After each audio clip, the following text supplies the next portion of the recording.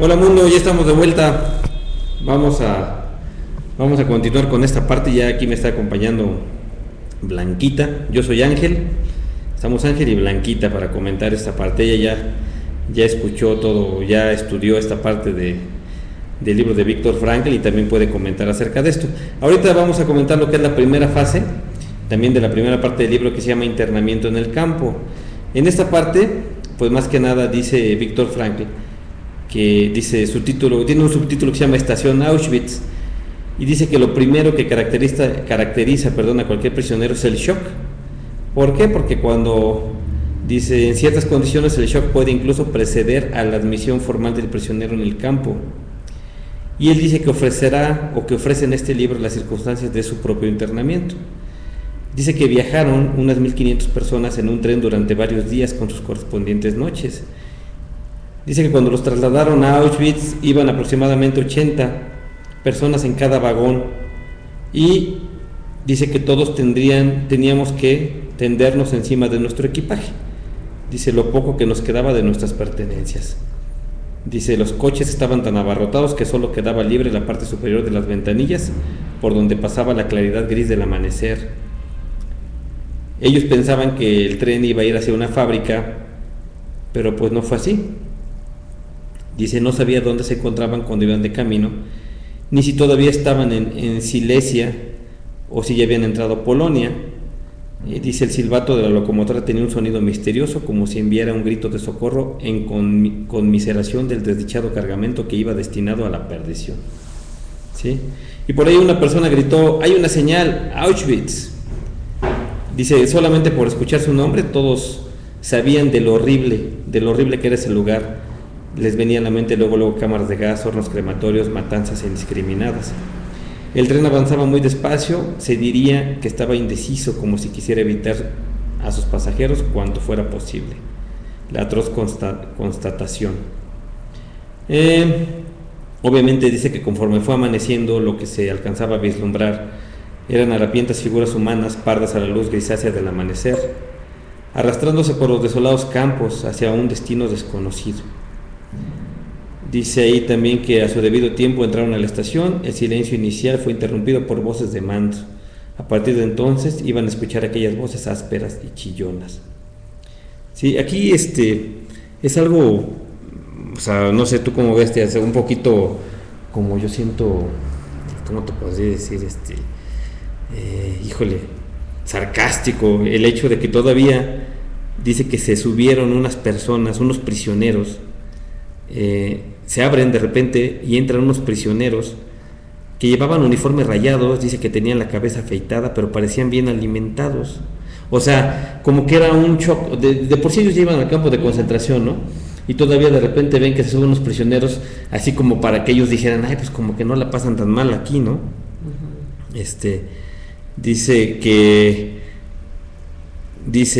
Víctor Frankl, dice que era como sentir que el hombre que se ahoga se agarra de una paja, ¿no? Que se está ahogando. Él dice que su innato optimismo, que tantas veces lo había ayudado a controlar sus sentimientos, se aferró al pensamiento. Dice: los prisioneros tienen buen aspecto, parecen estar de buen humor, incluso se ríen. Quién sabe, tal vez consiga compartir su favorable posición. Dice, y luego, pues esta parte, pues a mí se me hace así como sarcástica, ¿no? Al ver a esas personas en ese aspecto de vida, ellos pensaron, pues igual vamos a llegar a lo mismo, porque iban ya muy deprimidos con todo lo que les esperaba, ¿no? Claro, más bien no sabían lo que los esperaba, ¿no? Dice que incluso estas personas tenían las mejillas sonrosadas y los rostros redondos, ¿no? Eso los estimulaba. Dice, pero poco sabíamos entonces que componían un grupo especialmente seleccionado que durante años habían sido el comité de recepción de las nuevas expediciones de prisioneros que llegaban a la estación un día tras otro. Se hicieron cargo de los recién llegados y de su equipaje, incluidos los escasos objetos personales y las alhajas de contrabando. Dice, Auschwitz debe haber sido un extraño lugar en aquella Europa de los últimos años de la guerra. ¿Por qué? Porque pues obviamente a los judíos les quitaron todo, ¿no? Dice, debió de haber sido un lugar repleto de tesoros inmenso en oro y plata, platino y diamantes. ¿Por qué? Porque todo eso se los quitaban, ¿sí? Dice, Dice, a la espera de trasladarlos a otros campos más pequeños, metieron a 1,100 prisioneros en una barraca construida para albergar probablemente a 200 personas como máximo. Tenían hambre y frío, no había espacio suficiente ni para sentarse en cuclillas en el suelo desnudo, ya obviamente ni para acostarse, ¿va? Dice que durante 4 días el único alimento que tomaron fue un pequeño trozo de pan como de unos 150 gramos. Dice ahí, pero que inclusive ahí los prisioneros más antiguos regateaban, ¿verdad? ¿Por qué? Por un poquito, intercambiando un alfiler de corbata de platino y diamantes. Dice, al final la mayor parte de las ganancias se convertían en tragos de aguardiente. O sea, cuando ellos intercambiaban esto, pues lo intercambiaban por uno que otro trago de un chingere, ¿verdad? De alcohol, así es. ¿Para qué? Dice, pues para saciar un poquito la ansiedad, ¿no? Y dice Víctor Frank, dice, ¿quién podría culpar a esta gente de drogarse bajo tales circunstancias? ¿Sí? Y dice aquí que también había otras personas que trabajaban en las cámaras de gas y en los crematorios y que sabían muy bien que cualquier día serían relevados por otra remesa y tendrían que dejar su obligado papel de ejecutores para convertirse en víctimas. Y bueno, aquí habla de la primera selección. Viene en cuanto ellos llegan al campo de concentración, hay una primera selección y dice ahí que prácticamente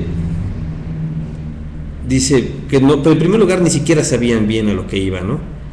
Ellos tenían la ilusión de que iban a ser liberados y ellos creían eso. Sin embargo, no dábamos cuenta del significado que encerraba la siguiente situación que expone.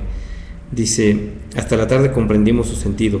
Primero les dijeron que dejaran su equipaje y que formaran 2 filas, una para mujeres y otra para hombres, y que desfilaran ante un oficial de la SS. Y dice que entonces Víctor pues llevaba sus apuntes, ¿no? Su libro. Dice que escondió su macuto debajo de su abrigo y uno a uno los hombres pasaron ante el oficial.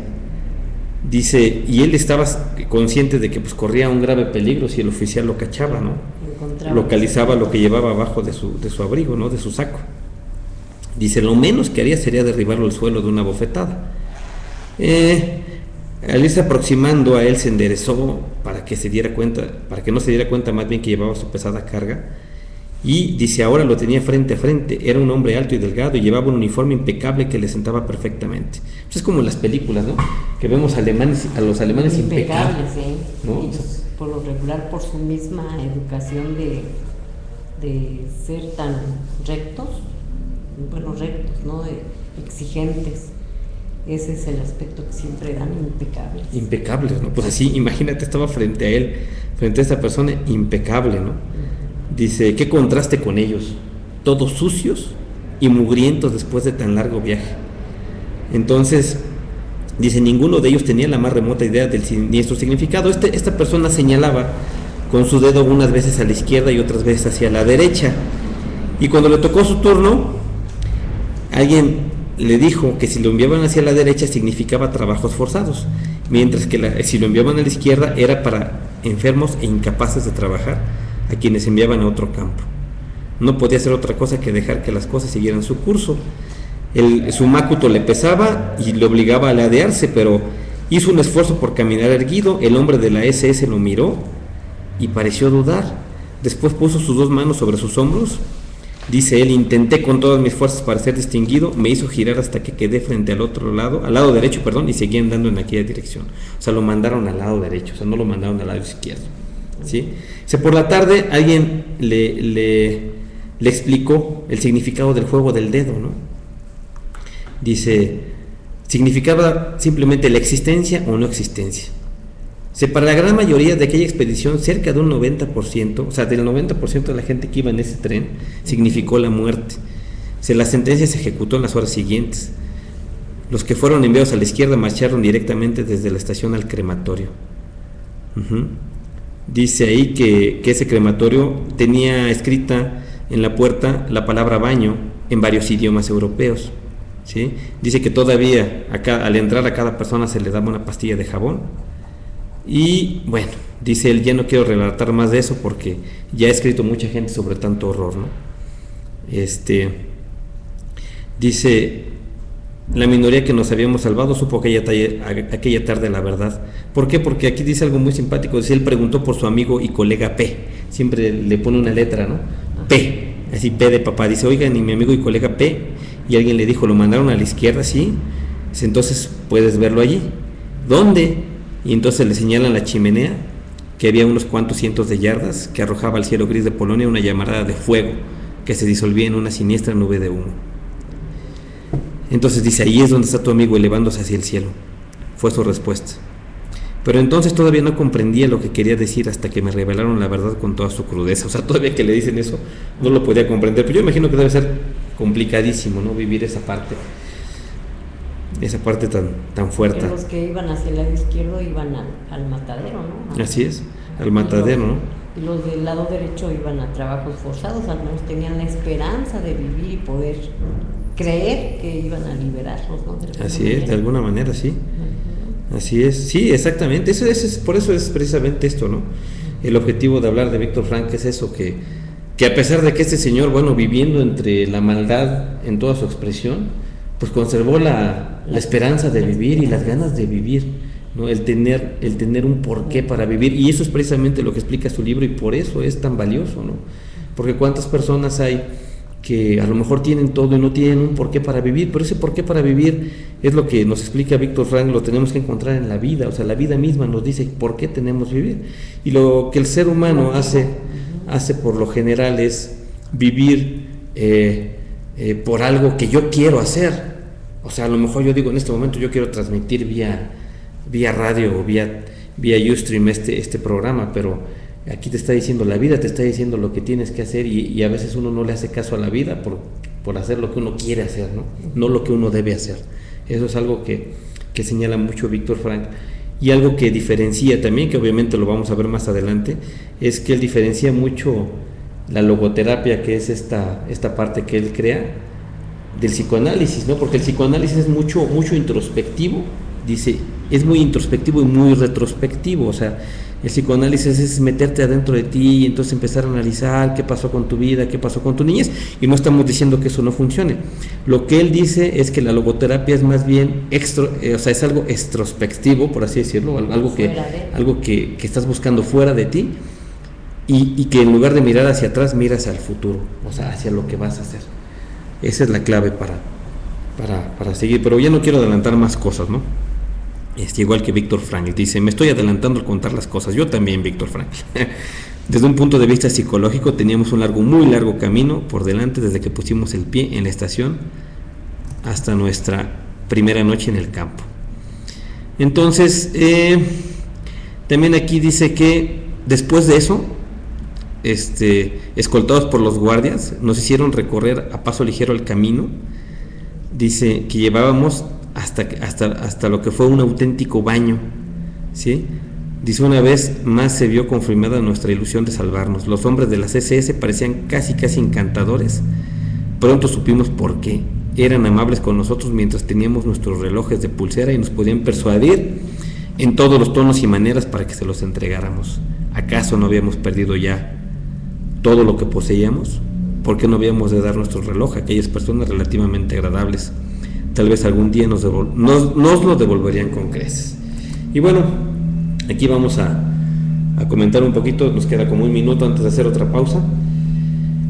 Y pues, como todavía, exactamente, ¿no? Eso es algo que el ser humano, o como seres humanos, a veces no estamos conscientes. Es tan familiar para nosotros tener cosas, no tener un reloj, tener algo, tener cosas materiales, ¿no? Y a veces hay religiones que dicen, tienes que desprenderte de todo. Pues en este caso ellos los desprendieron de todo, ¿sí? Y eso es lo que vamos a ver. Vamos a continuar ahorita con la siguiente parte, que se llama desinfección, de la primera parte. Gracias, mundo, seguimos en sintonía.